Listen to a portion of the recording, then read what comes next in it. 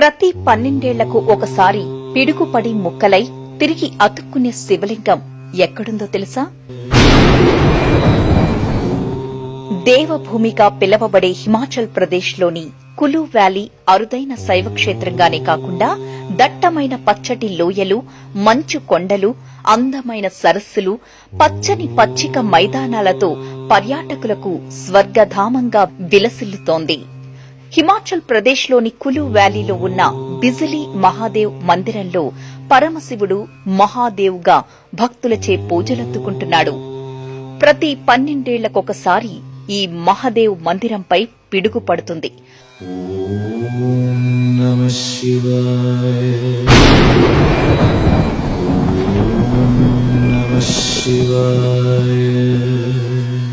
ఆ పిడుగు తీవ్రతకు గర్భగుడిలోని శివలింగం తునాతునకలైపోతుంది.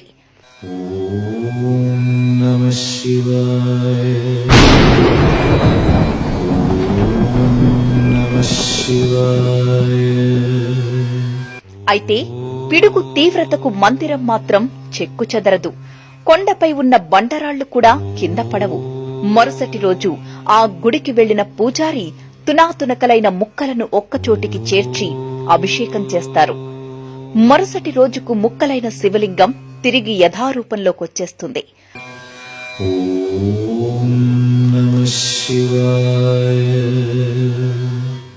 ప్రతి 12 ఏళ్లకొకసారి జరిగే అద్భుతమిది.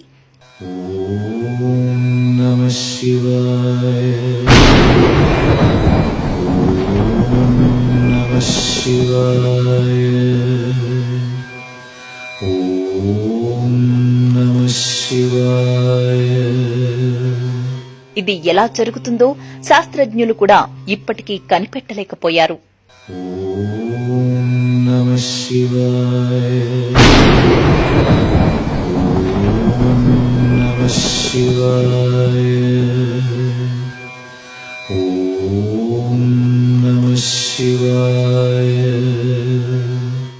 ఇలా పిడుగుపడి ముక్కలైన శివలింగం మరుసటి రోజుకల్లా యథావిధిగా కనిపించడం వెనుక ఒక పురాణ గాథ ప్రాచుర్యంలో ఉంది. పూర్వం కులు వ్యాలీలో మహాబలవంతుడైన ఓ రాక్షసుడు ఉండేవాడట. ఈ వ్యాలీలో కొన్ని గ్రామాలు కూడా ఉన్నాయి. అయితే అక్కడి ప్రజలను, పశుపక్షాదులను నాశనం చేయడానికి ఆ రాక్షసుడు పెద్ద సర్పంగా మారుతాడట.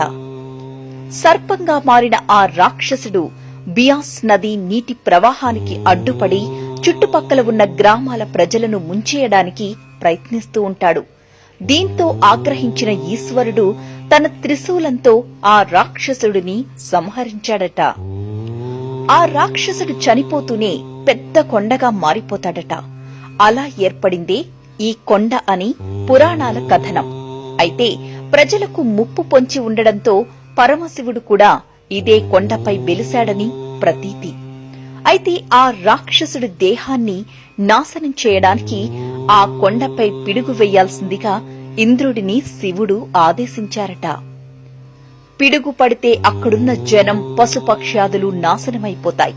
అందుకే తనపై పిడుగు పడేలా చేసి దాన్ని శివుడు నివారిస్తారు అనేది పురాణాల కథనం.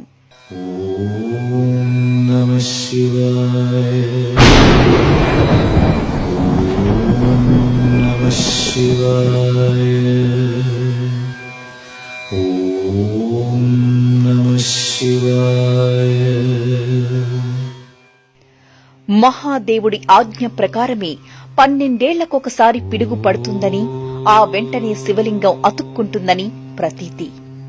ఇలా 12 ఏళ్లకొకసారి పిడుగుపడి శివలింగం ముక్కలై తిరిగి అతుక్కోవడం మన దేశంలోనే అత్యంత అద్భుతంగా చెబుతారు.